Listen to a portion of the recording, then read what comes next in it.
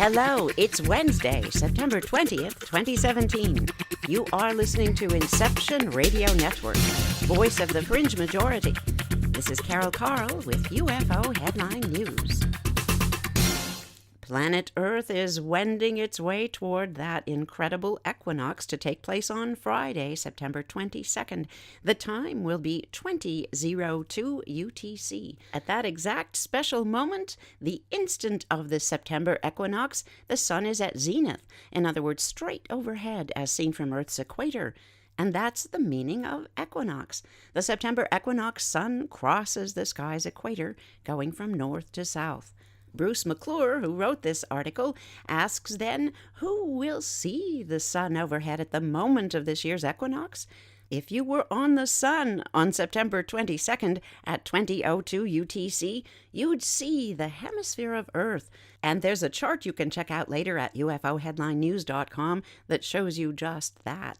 It looks like you'd have to be on a ship in the Pacific Ocean, some 38 degrees south of San Francisco, California, to see the sun exactly directly overhead at noon at the exact moment of the equinox. But no matter, everyone along Earth's equator on the day of the equinox, and for a day or two before and after it, will experience that noonday sun more or less right overhead.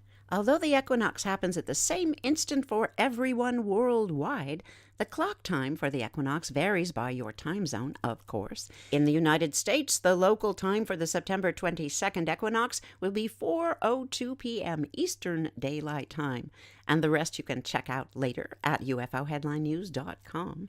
On the day of the equinox, the sun rises due east and sets due west all over the world, with everyone worldwide receiving approximately equal portions of day and night. When October comes rolling around, things will change dramatically. By then, the sun will rise noticeably south of due east and will set noticeably south of due west. That will mean shorter days and longer nights for the Northern Hemisphere, and just the reverse, longer days and shorter nights for all of you in the Southern Hemisphere. After the equinox, the sun and those migrating birds will continue to travel southward to the southern climes. Arctic sea ice will begin to freeze. Antarctic ice will start melting. The great wheel of the seasons will continue to turn. How to celebrate? Try to watch as the sun rises due east and sets due west on the day of the equinox. If you do that from your backyard, your deck, a local park, somewhere that you have familiar landmarks around you, you'll gain a handy tool for astronomy. That is, the tool of knowing that direction due east. So here comes the bottom line. Around the equinox time, the sun is overhead at noon for people at Earth's equator. Here's a bit more from Cassini. Headline, NASA's Cassini captured an unexplained Saturn glitch before its fateful dive. Mike Weiner writes this for BGR News. NASA's Cassini spacecraft completed its incredibly successful extended mission last week, punctuated by a fiery death at the hands of Saturn's upper atmosphere. But just before the orbiter bid farewell, it captured an image of an area of Saturn's rings that scientists still can't fully explain, and it's a tantalizing glimpse at one of the planet's most puzzling features. They're calling it Peggy, and she's a shifting spot on the edge of one of Saturn's rings, a spot that breaks up its otherwise perfect appearance. In photos, Peggy appears as a bright bump, causing a disturbance in the smooth ring edge. But researchers still haven't agreed on an actual explanation for what Peggy is or why she's there. The feature was named for the mother-in-law of Cassini team member Carl Murray, due to its initial discovery landing on Peggy's birthday back in 2013. Speaking with the publication Gizmodo, Murray explained the team's fascination with the odd disturbance. Quote, "What is it? Where did it come from? Where is it going? We've been tracking it almost ever since," end quotes, Murray said. He adds, quote, "We've never actually resolved this subject. All we can do is track the glitch," end quotes. One of the many guesses was that the bumps could be the result of a moon or some other large object messing with the materials in the ring. But that theory was abandoned due to the fact that the object would have to be so large it would have caused even more chaos. At the moment, the most likely alternative is that this disturbance, Peggy, is a result of a chunk of debris, a debris chunk traveling through the ring, messing up its perfect appearance. Messing, that's a technical term, we assume. Cassini's final snapshot of the feature is the best look scientists have ever had at the glitch, and it will remain so for some time. For now, the mystery will have to remain unsolved. Oh, those unsolved mysteries in space. We could use the word plethora here. It is Way Back Wednesday. We're going to tease you with this. We can't stop our focus on the Hudson Valley UFOs, so there's more. Stay tuned. Here's a headline for now from the Baltimore Post-Examiner.com. UFO reported near Augusta, Georgia. 2 weeks ago, a resident of Grovetown, Georgia, took a brief look skyward during a Friday night football game, a game between Grovetown Warriors and the Lincoln County Red Devils. What he saw in the sky that night immediately arrested his attention. Grovetown is situated vaguely around the area of Harlem, Appling, Evans, Martinez, and North Augusta, Georgia. It's sort of in the center of those and to the south. And this object was moving west to east at a slow rate of speed. It was a wedge-shaped object, its triangular light configuration clearly visible from the football stands. The witness, who wants to remain anonymous, first tried to use his cell phone to record this aberration. When his phone malfunctioned, he borrowed the phone of a friend who joined him for the game that evening. The witness later texted the picture to Donnie Brooke. Nope, we don't think that's a pseudonym. Donnie Brooke is a member of the Georgia chapter of MUFON, the Mutual UFO Network.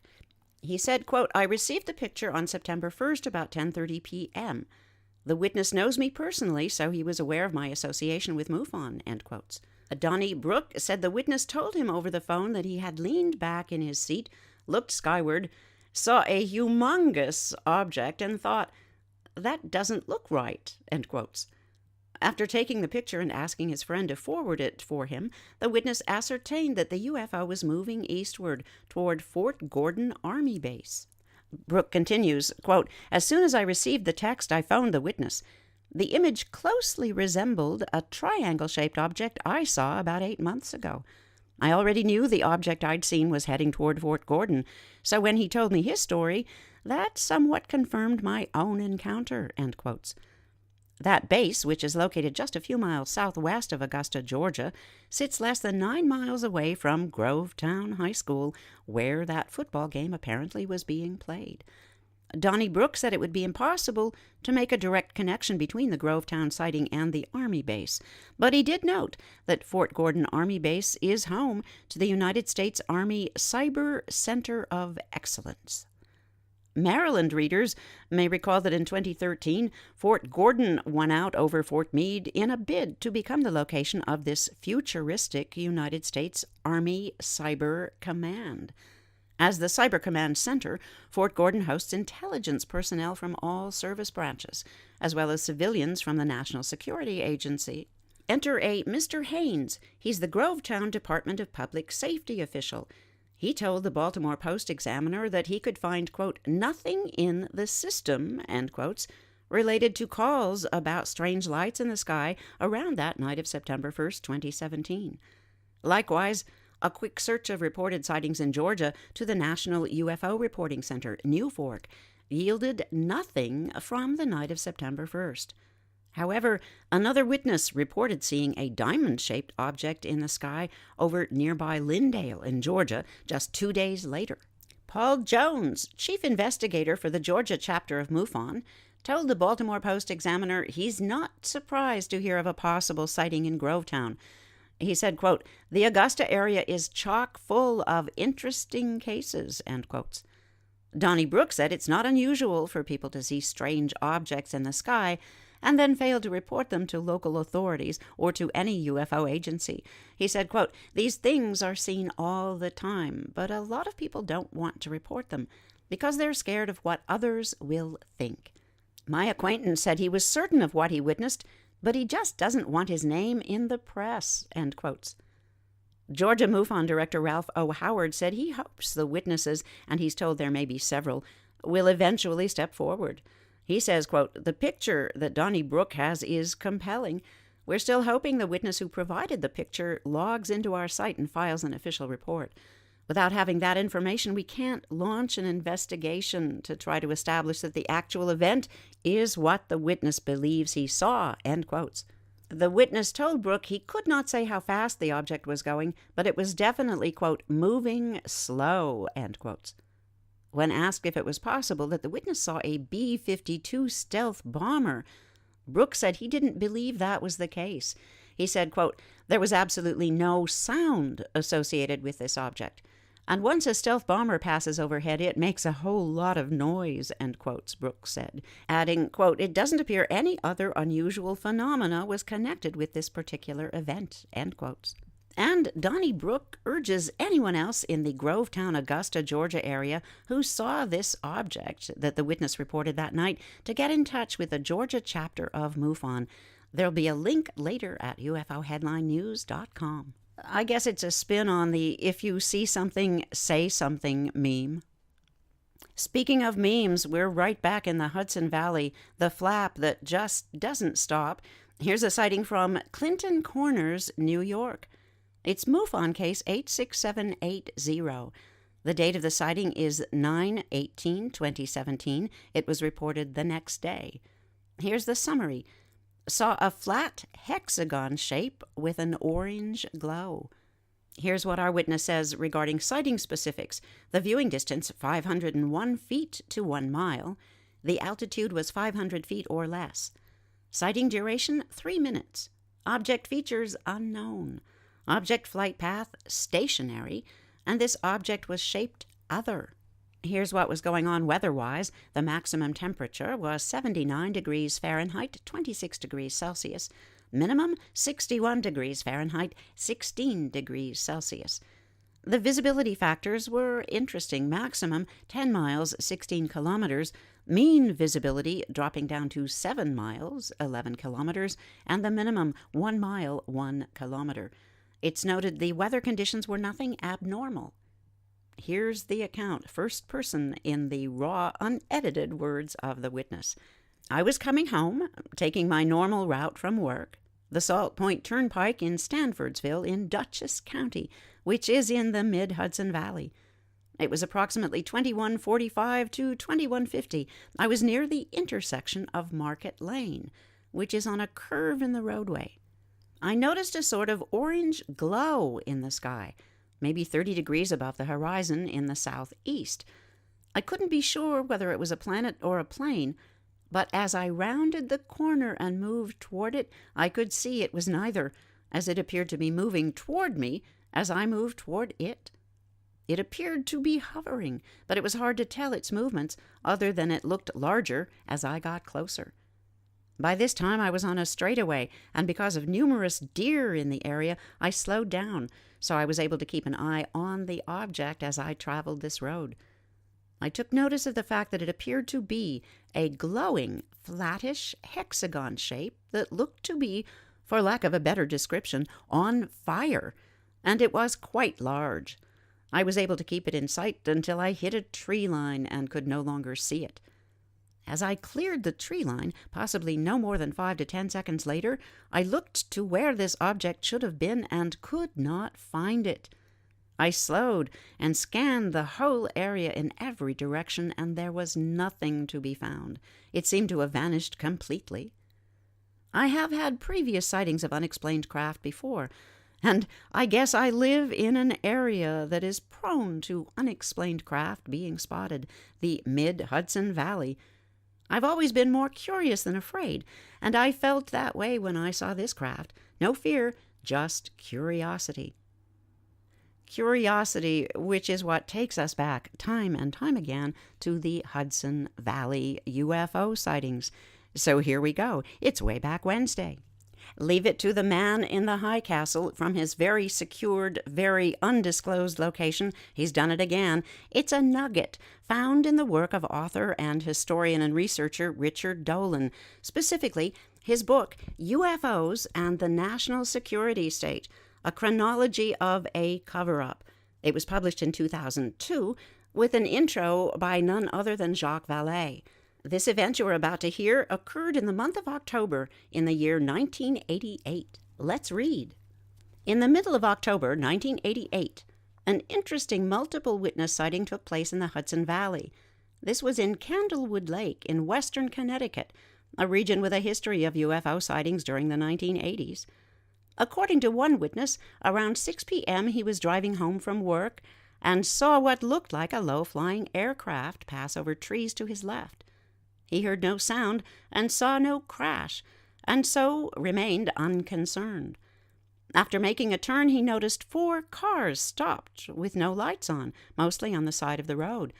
And then his car just died. He had no electrical power at all. He got out of his car and approached the other drivers, who were out of their cars as well. They said excitedly that a very large and bright aircraft flew over and seemed to have gone down over the hill to the west. The aircraft, they said, was very large, white in color, triangular in shape, and had amber-colored lights. They added that it was also silent. It was getting dark, and the witness saw a glow in the woods. Thinking there might have been a plane crash, he took his flashlight and went in, alone, as no one wished to accompany him. He went about 1/4 of a mile and came to a hill. The glow on the other side of the hill was getting brighter.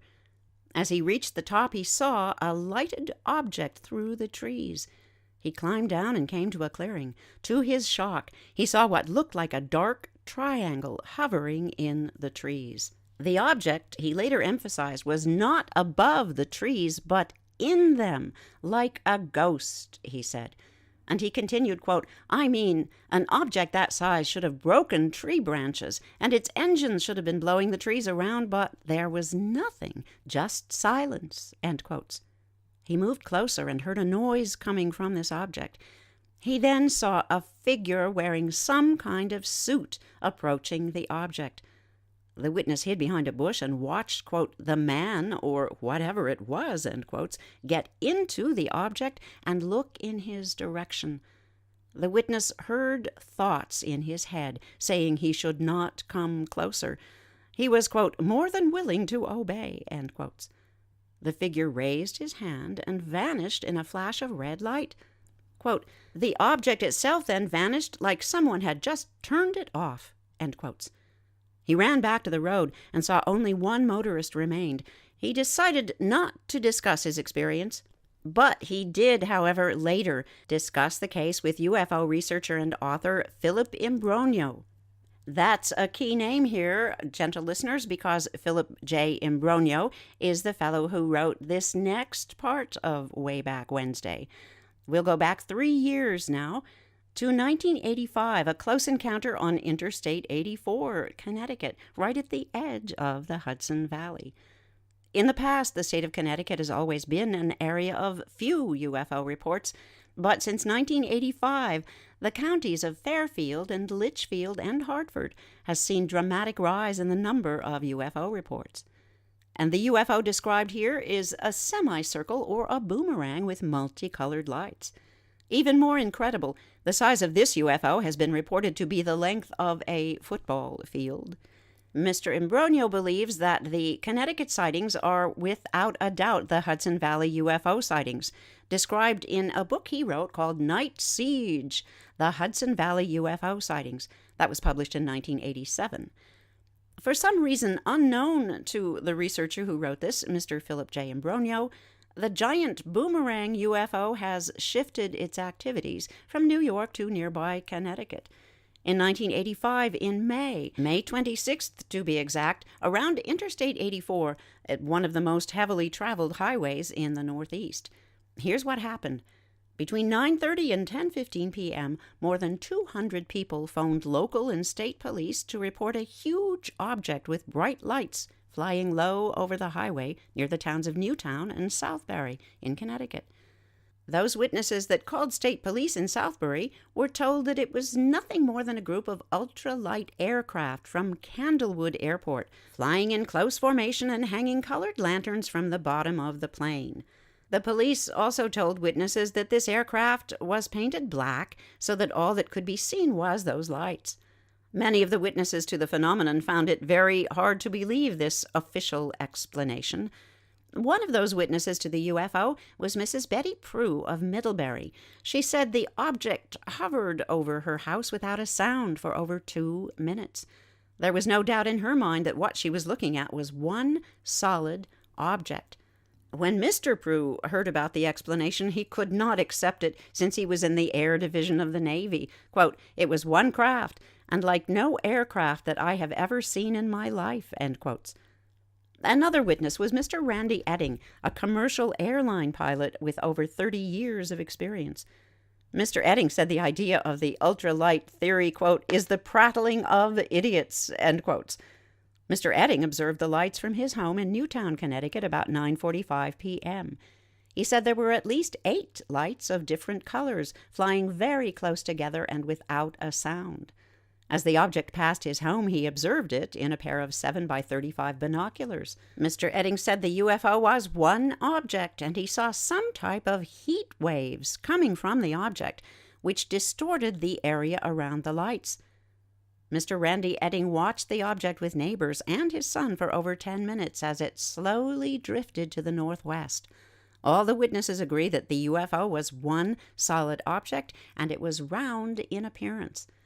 The Edding party was observing the UFO as it passed close to the I-84.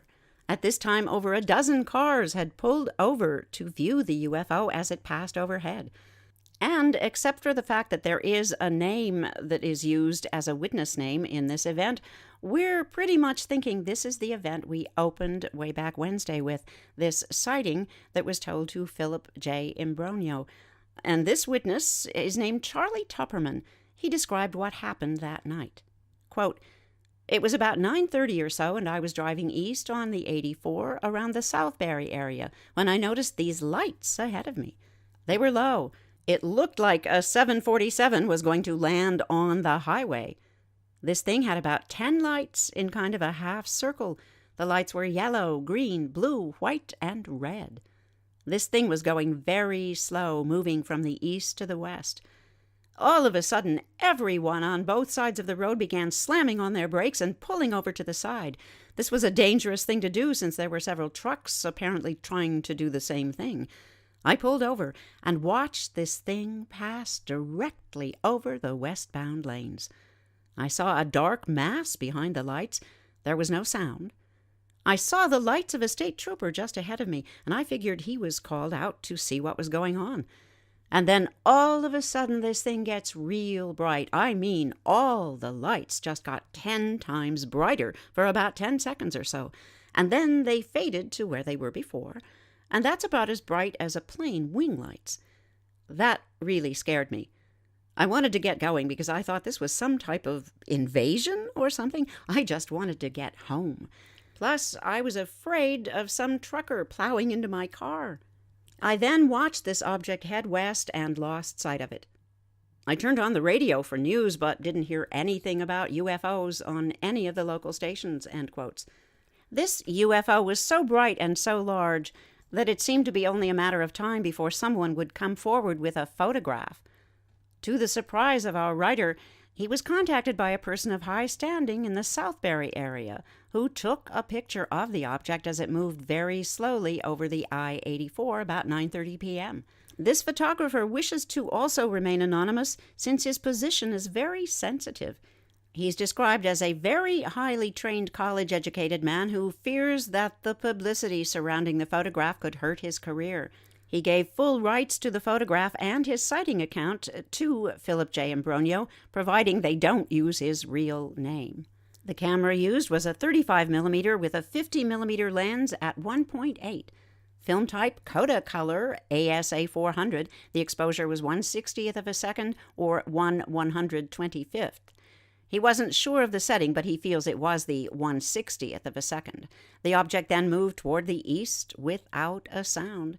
He said when the object turned, it looked like lights on the side were pulling out from the main mass of the object, but he realized this effect was due to the object changing position from his point of view.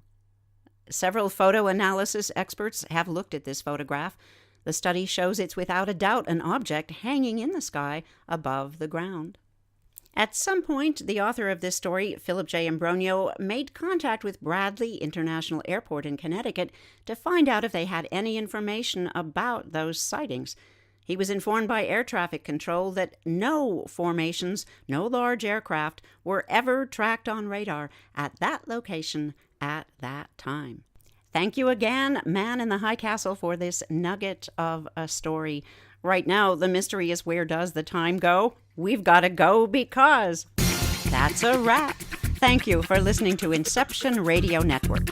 Follow today's broadcast at ufoheadlinenews.com or iHeartRadio. We're all in this together. This is Carol Carl. See you tomorrow.